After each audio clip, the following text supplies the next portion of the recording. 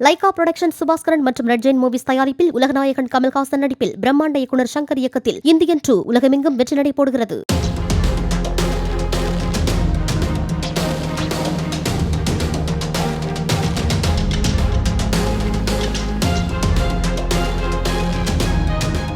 சென்னை பல்லாவரத்தில் போக்குவரத்து நெரிசல் மிகுந்த ஜிஎஸ்டி சாலையில் மேற்கூரை கண்ணாடியை திறந்து நின்றபடி காரில் பயணம் செய்த காதல் ஜோடி ஒன்று கையில் மது பாட்டிலுடன் உற்சாகமாக உலா வரும் காட்சி வீடியோவாக பதிவாகியுள்ளது.